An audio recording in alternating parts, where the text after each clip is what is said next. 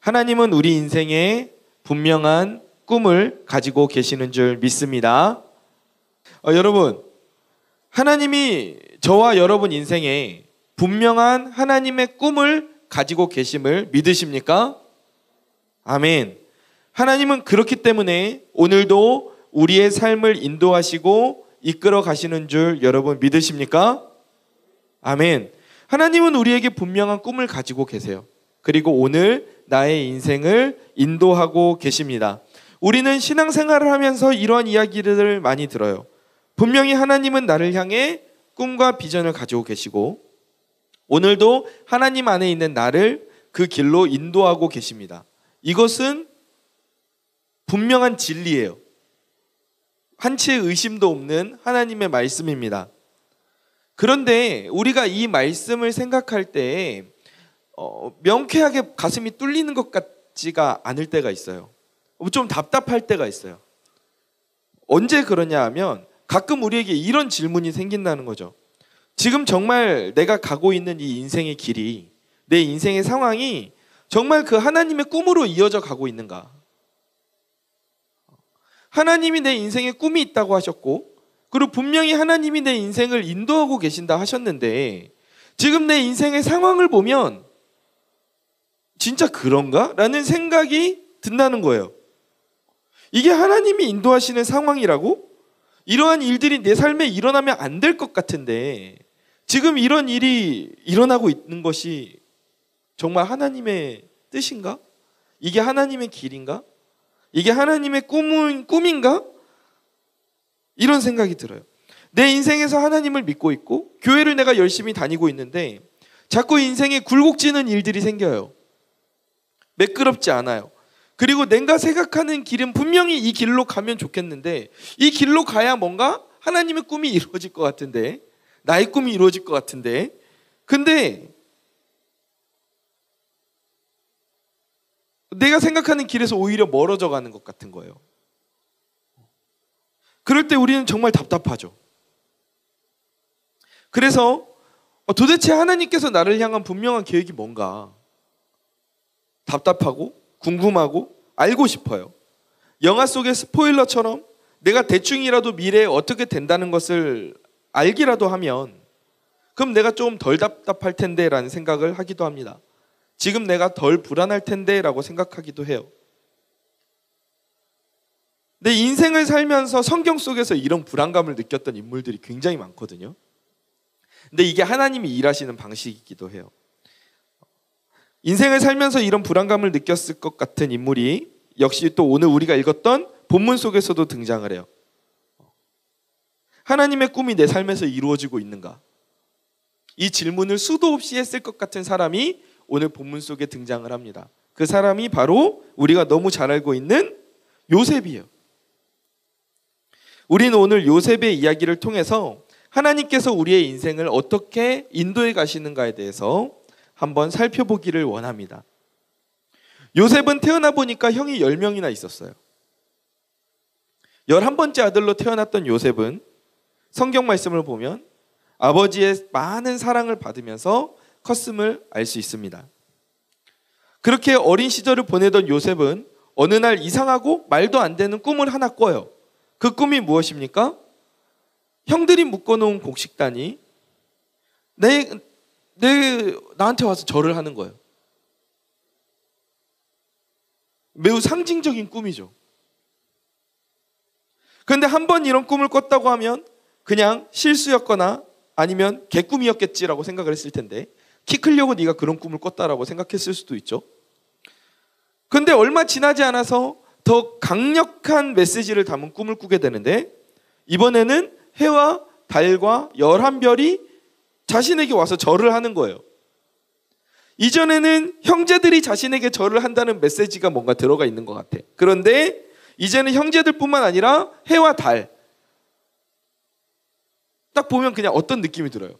아버지와 어머니도 자신에게 와서, 부모님도 자신에게 절을 한다라는 그 메시지가 담겨있는 그 꿈을 꾼 거예요.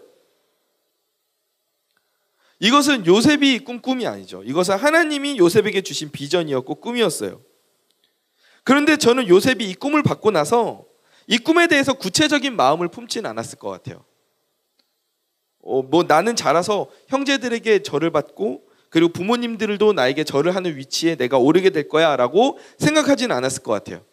오히려 그 꿈에 대해서 확신을 가졌다기보다는 그냥 지나쳤을 가능성이 높아요. 왜냐하면 요셉이 그 전부터 그런 묵상을 했던 것도 아니고 하나님 저는 어떻게 되나요? 하나님 저는 저의 미래를 보여주세요.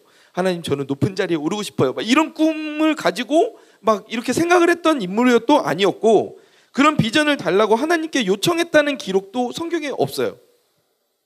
그리고 오늘 본문 11절을 보면 직접적으로 기록이 되어 있는데 그의 아버지였던 야곱은 이 요셉의 이야기를 듣고 야단을 칩니다.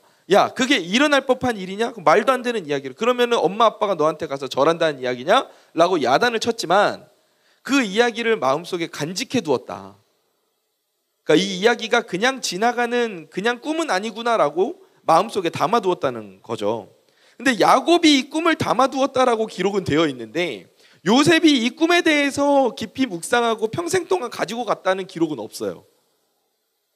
그러니까 야곱을 기록해놨을 정도면은 요셉도 그렇게 했으면 요셉도 기록을 해놨을 가능성이 높죠. 근데 요셉은 기록이 되어 있지 않아요. 그리고 이후에 요셉이 형제들에게 대하는 태도를 봐도 이 꿈을 자기가 마음속에 담아두었다, 그러니까 막 그렇게 드러나진 않아요. 하지만 하나님께서는 요셉에게 분명 꿈을 주셨고 그리고 하나님 나라의 비전을 보여주셨죠. 요셉은 분명히 하나님께 자신의 삶에 대한 계시를 받았어요. 그런데 요셉에게 이러한 꿈이 주어진 이후로 오히려 요셉의 인생은 하나님이 보여주신 꿈과 멀어져 가는 거예요. 먼저 형제들의 손에 의해서 이방 땅의 노예로 팔려가요. 꿈을 기준으로 보면 요셉은 형제들에게 절을 받는 존귀한 자가 되어야 마땅해요. 형제들이 구덩이에 그를 던지고 어떻게 할까 고민하는 게 아니라 요셉을 섬기고 절을 해야 돼요. 근데 그러한 일이 일어난 것이 아니라 요셉은 그 형제들의 손에 의해서 절을 받는 것이 아니라 이방 땅의 노예로 팔려가게 돼요. 해와 달과 별이 자신에게 절한다고 했는데 그 절을 할 가족들과 같이 살지도 못하는 형편이 돼버려요. 그리고 나서 팔려간 보디발이라는 장관의 집에서 노예 생활을 하게 되는데 청소년 나이에 타지에서 얼마나 고생을 했겠어요. 그런데 다행히도 그의 인생이 거기에서 조금씩 풀려가는 것 같아요. 노예 중에서도 서서히 인정을 받아요. 그가 맡은 직책이 서서히 올라가고 결국에는 그 집에서 일하는 일꾼들을 대표하는 자가 됩니다. 타지에서의 생활도 조금씩 익숙해지는가 싶었는데 그런데 또 요셉의 인생에 큰일이 닥치죠. 누가 와서 요셉을 유혹해요? 그 주인 보디발의 아내가 와서 요셉을 유혹하는 거예요. 요셉 이러면서 유혹하는 거예요. 근데 요셉은 그것을 거부하죠. 거부하자 어떤 일이 일어납니까? 보디발의 아내가 요셉을 거짓으로 고발해요. 저 요셉이 나를 어떻게 하려고 그랬다. 그래서 요셉은 누명을 쓰고 감옥에 갇힙니다. 이 과정에서 요셉은 무슨 생각을 했을까요? 요셉이 계속해서 하나님이 나를 분명 해와 달과 별에게 인사를 받게 하신다고 했어. 하나님이 나를 인사받는 집단처럼 세우신다고 했어 라고 생각하면서 살았을까요? 제가 만약에 요셉이라면 이런 상황이 계속해서 처하게 되면 이런 생각이 들었을 것 같아요. 하나님이 보여주셨던 그 꿈이 그냥 꿈이었나 봐. 이거 정말로 이거 내가 그냥 일어났을 때 좀 꿈 기억이 잘못됐나? 이거 하나님이 주셨던 꿈이었나? 그냥 이렇게 지나가는 꿈이었나 봐. 이런 생각이 들었을 것 같아요. 아니 어쩌면 오히려 이 꿈을 떠올리는 것조차 어려웠을 수도 있어요.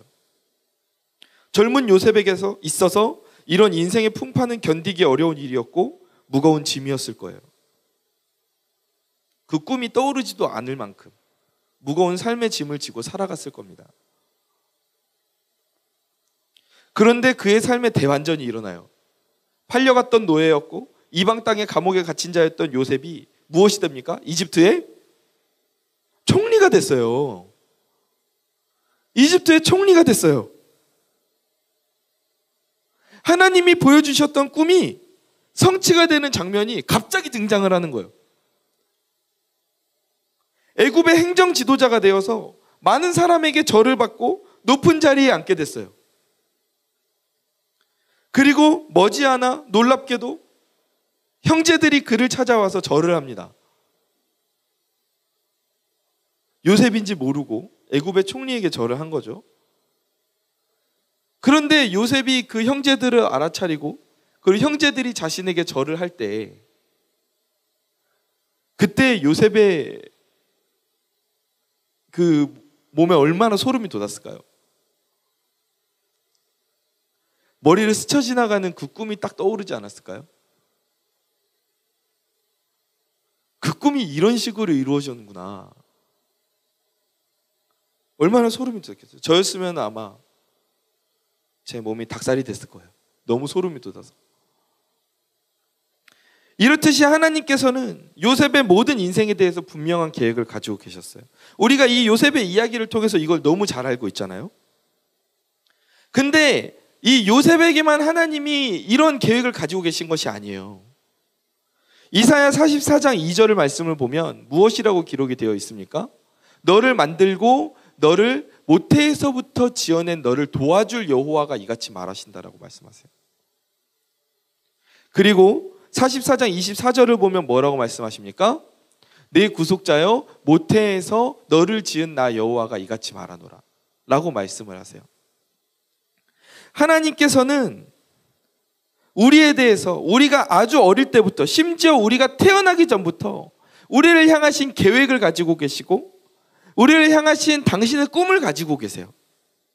요셉에게만 꿈을 주신 것이 아니에요. 오늘 이 시대를 살아가고 있는 나에게도 하나님께서는 당신을 위한 그리고 우리를 위한 계획을 가지고 계시는 거예요. 이 사실을 믿으시기 바랍니다. 그러니까 하나님께서는 요셉뿐만 아니라 우리 모두에게 단순한 육신의 생명만을 주신 것이 아니에요. 하나님은 이 세상에 분명히 하나님의 목적을 가지고 사람들을 보내셨습니다. 저와 여러분을 보내셨어요. 요셉은 자신이 꾼 꿈이 구체적으로 무슨 내용인지 깨닫지 못했고 그리고 언제 어떤 방법으로 이루어질지도 알 수 없었지만 요셉은 그가 꾸었던 꿈대로 하나님의 계획과 목적대로 그의 삶이 이루어져감을 보게 되었던 거예요.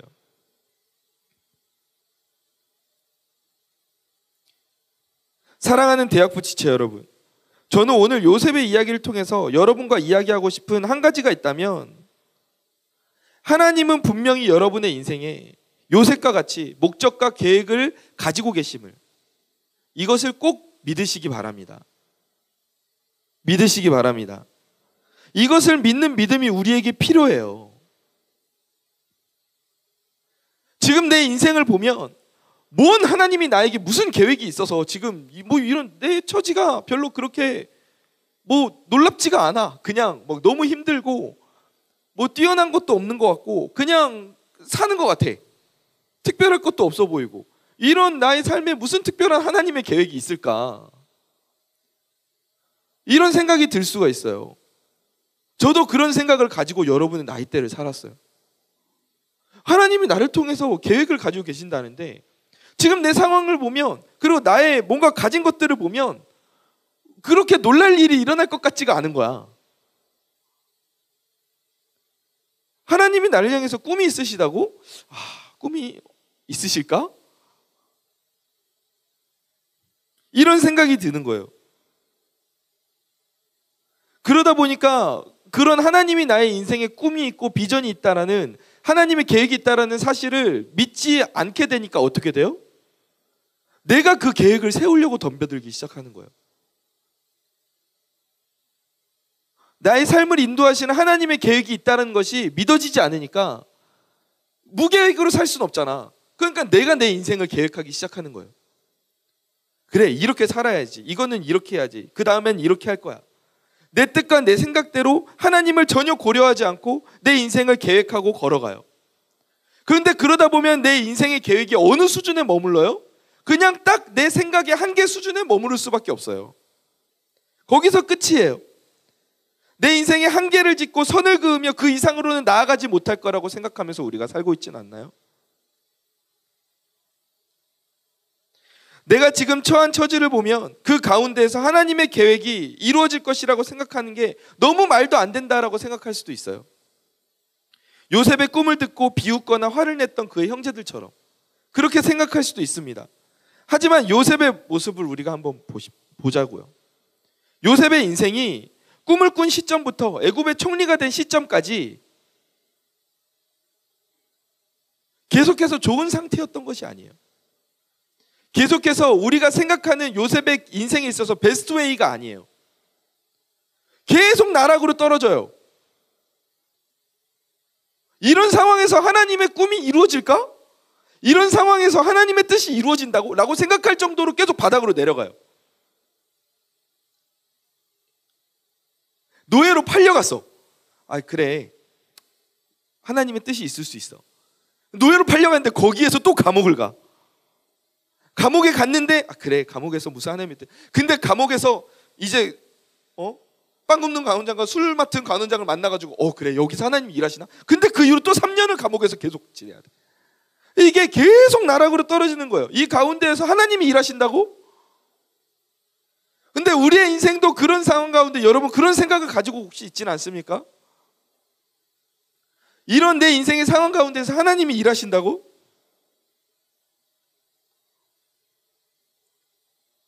그런데 분명한 건 그 시간들 가운데에서 형제들에 의해 던져졌던 구덩이에서 이방에 팔려간 보디발의 집에서 누명을 쓰고 감옥에 갇혀있던 그 가운데에서 하나님께서는 요셉의 인생을 인도해 가셨고 요셉의 인생을 만들어 가셨다는 사실이에요.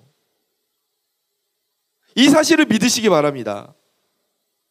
지금 여러분이 어떤 상황에 처해 있고 지금 여러분이 어떠한 지금 처지에 놓여 있을지라도 여러분을 향한 하나님의 비전과 하나님의 꿈에는 변함이 없다는 거예요.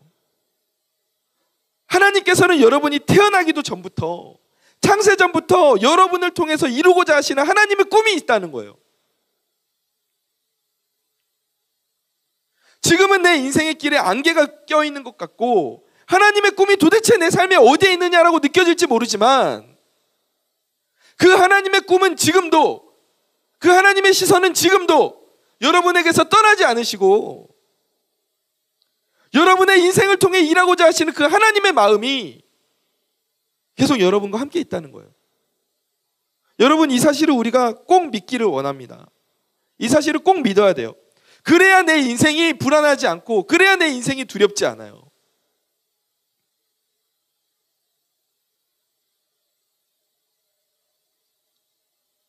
하나님이 나를 향해서 가지신 꿈이 무엇인지 알지 못하고 하나님이 나를 향해 가지신 꿈이 무엇인지 깨닫지 못하면 내 인생이 불안할 수밖에 없어요.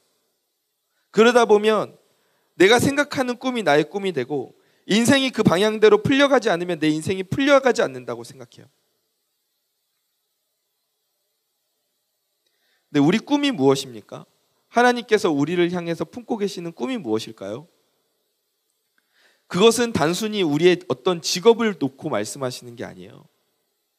하나님이 요셉에게 꿈을 말씀하실 때에는 너는 총리가 될 거야 라고 말씀하시지 않았어요. 총리는 하나님의 꿈을 이루는 수단이었어요. 하나님이 요셉을 통해서 이루고자 하셨던 꿈은 무엇입니까? 그를 통해 열방을 살리고 민족을 살리는 것이었어요. 그것이 요셉을 통해서 이루고자 하셨던 하나님의 꿈입니다. 요셉의 인생이 하나님 나라 모델하우스가 되는 것이 하나님의 꿈이셨어요. 그 하나님의 꿈이, 요셉을 향한 하나님의 꿈이 오늘 우리의 꿈이 되는 줄 믿습니다. 하나님이 우리를 향해서도 동일한 꿈을 가지고 계세요. 나는 너를 통해서 열방을 살리고 민족을 살리기를 원한다. 나는 너를 통해서 한 영혼이라도 더 구원하기를 원한다. 나는 너의 인생이 하나님 나라의 모델하우스가 되었으면 좋겠다. 그것이 나를 향한 하나님의 꿈이에요. 하나님께서는 오늘 저와 여러분의 인생에 이 분명한 목적과 계획을 가지고 계십니다. 오늘 나를 통해서 열방을 살리고 민족을 살리고자 하시는 꿈이 있어요. 비록은 내가 지금은 그 꿈이 어떻게 이루어질지, 어떤 방향으로 흘러가게 될지 알지 못하지만 분명히 여러분은, 그리고 저는 하나님의 이 비전을 품고 있는 씨앗이고, 그리고 고치임을 꼭 기억하시는 저와 여러분이 되기를 간절히 소망합니다. 더 나아가서 이렇게 하나님께 꿈을 받은 자, 비전을 받은 자, 열방을 살리고 민족을 살리는 그 하나님의 비전을 받은 자로서 우리는 어떻게 살아가야 될까요? 우리가 오해하지 말아야 할 것은 내가 가만히 있어도 내 인생에서 그 하나님의 꿈을 이루어 가시는 걸까라고 생각할 수 있습니다. 근데 그렇지 않아요. 하나님의 꿈을 가진 자가 그 인생을 어떻게 살아야 하는지 역시 요셉의 삶에서 우리가 그 단서를 찾아보겠습니다. 창세기 39장 3절 말씀을 보면 보디발이 요셉을 보고서 하는 이야기가 나와요. 근데 그때 뭐라고 이야기를 하냐 하면 그의 주인이 여호와께서 요셉과, 그러니까 보디발이 여호와께서 요셉과 함께 하심을 보며 또 여호와께서 그의 범사에 형통하게 하심을 보았더라 라고 말하고 있습니다. 그리고 39장 23절 말씀을 보면 이제 요셉이 감옥에 가는데 그 감옥에서 간수장이 감옥에 갇혀있는 요셉을 보면서 그의 손에 맡긴 것을 무엇이든지 살펴보지 아니하였으니 이는 여호와께서 요셉과 함께 하심이라 라고 기록이 되어 있어요. 그러니까 하나님의 꿈이 이루어지는 사람의 삶의 모습이 어떠한 모습이냐 하면 하나님께서 지금 그 사람과 함께하고 계시는 거예요. 하나님이 그 사람과 동행하시는 거예요. 그러면 그 사람의 꿈이, 하나님의 꿈이 이루어지는 거예요. 하나님이 동행하시는 자가 하나님의 꿈을 이루는 자가 되는데, 그러면 우리는 어떻게 하나님과 동행하는 자가 될 수 있습니까? 창세기 39장 9절입니다. 요셉이 유혹하는 보디발의 아내에게 굉장히 중요한 말을 하는데, 그런즉 내가 어찌 이 큰 악을 행하여 하나님께 죄를 지으리까라고 말을 합니다. 사실 그러니까 이 말은 지금 보디발의 아내와의 대화에서 꼭 하지 않아도 되는 말이기도 해요. 왜냐하면 보디발의 아내와 관계가 있는 사람은 보디발이고, 그래서 이 집에 지금 주인이 아무것도 내게 금하지 아니하였어도 금한 것은 당신뿐이니까 나는 당신을 어떻게 할 수가 없다. 이런 일이 일어나서 안 된다. 이 정도까지 이야기를 해도 사실 스토리의 맥락에는 뭐 전혀 문제가 없어요. 근데 요셉이 여기에서 분명하게 짚고 넘어가는 것이 내가 어찌 이 큰 악을 행하여 하나님께 죄를 지으리까라고 말을 하고 있어요. 그러니까 이 말은 지금 무슨 말씀이에요? 요셉이 지금 본인의 인생을 살아가는 데 있어서 하나님과 관계가 있는 삶을 살았다는 겁니까? 전혀 관계없이 그냥 그 삶을 살았다는 겁니까?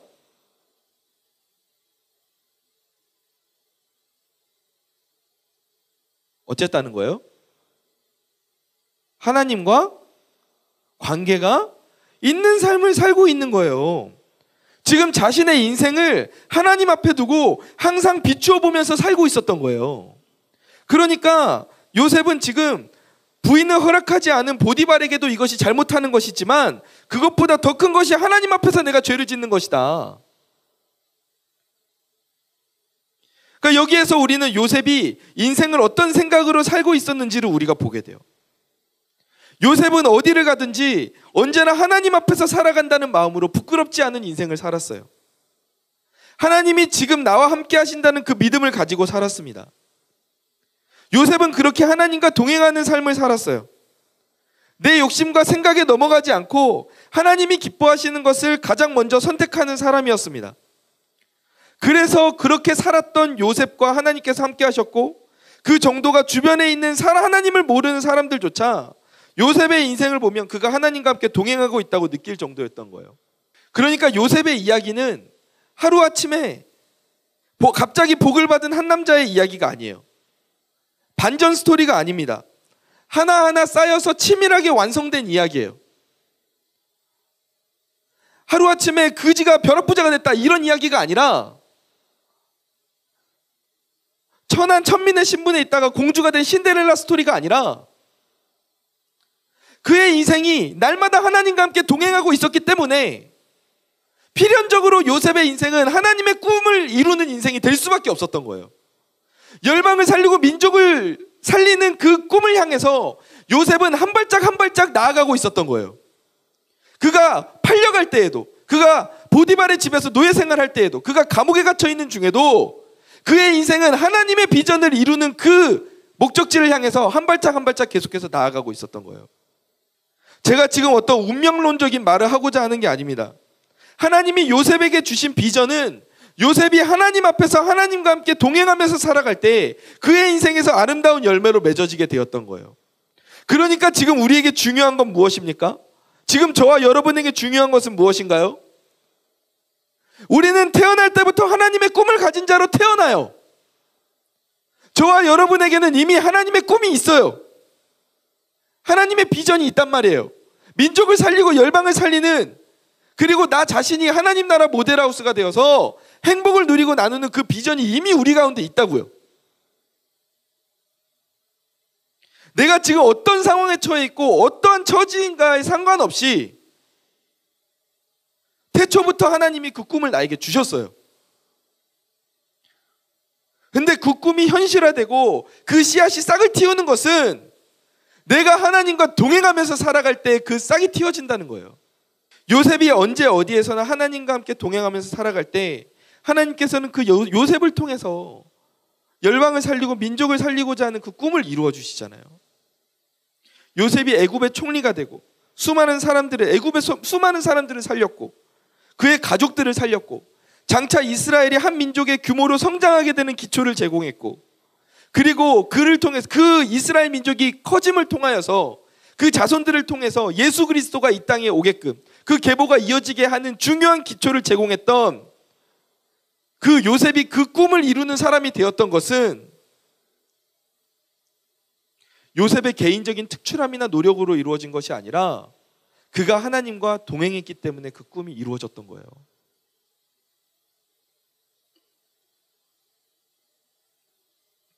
그래서 요셉은 무엇이라고 고백합니까? 창세기 45장 5절을 보면 이렇게 고백해요.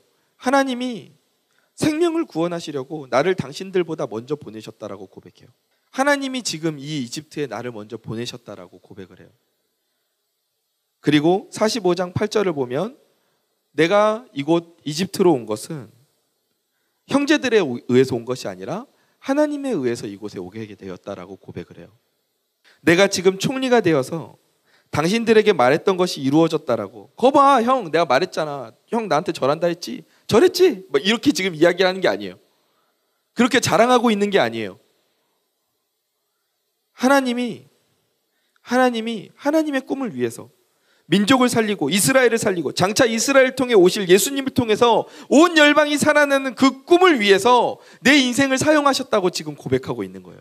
그리고 그 꿈의 과정에 요셉이 하나님과 동행하는 삶을 살았던 거죠. 이게 중요한 포인트예요. 오늘 말씀을 정리하면 이렇습니다. 하나님은 저와 여러분에게 분명한 꿈을 주셨습니다. 이것은 그 누구도 의심할 수 없는 사실이에요. 분명한 사실입니다. 그 꿈이 무엇입니까? 어떤 직업적인 차원의 꿈이 아니에요. 우리는 보통 꿈을 생각하면 직업을 생각을 먼저 하는 경향이 있어요. 그래서 교사라든지 의사라든지 예술가라든지 정치인이라든지 공무원이라든지 등등등 이러한 범주의 꿈을 생각을 하는데, 하나님이 우리들의 삶에 주신 꿈은 그것도 하나님이 주신 비전이지만 그게 최종 목적지가 아니라 그것을 통해서 이루고자 하시는 하나님의 최종적인 꿈이 뭐냐 하면 민족을 살리고 열방을 살리는 거예요.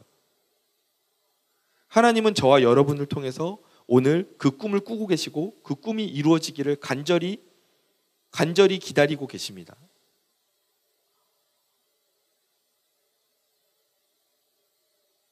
그리고 그 꿈이, 그 씨앗을 품은 우리가 그 싹을 틔울 수 있는 것은 어떻게 하면 그 싹을 틔울 수 있습니까? 하나님과 동행하면서 사는 삶을 사는 것이 필요해요.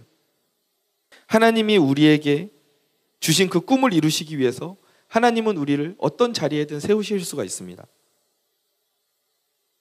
그러니까 내가 생각하는 어떤 직업적인 꿈이 나에게 이루어지지 않았다고 해서 내가, 물론 마음이 힘들죠. 근데 내가 그래도 내 인생을 포기하지 않고 이렇게 하지 않을 수 있는, 크게 좌절하지 않을 수 있는 이유는 그것이 과정이기 때문에 그래요.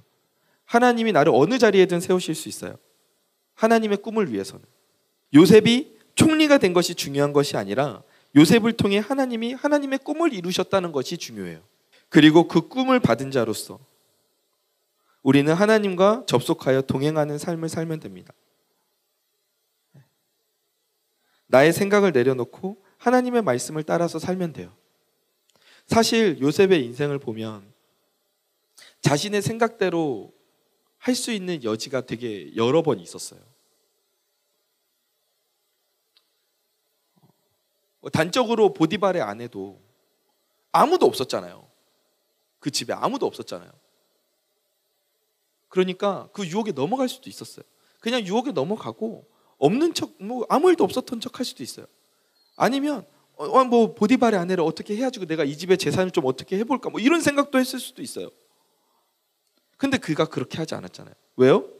나는 하나님과 접속해서 하나님과 함께하는 삶을 사는 사람이다. 나는 하나님의 말씀을 따르는 그런 사람이다. 이것을 요셉이 그 마음 가운데 딱 가지고 있었고, 그렇게 살아갈 때 하나님께서 그를 통해서 하나님의 꿈을 이루시는 것을 우리가 보게 됩니다. 여러분, 저희도 요셉과 같이 그런 삶을 살기를 원합니다.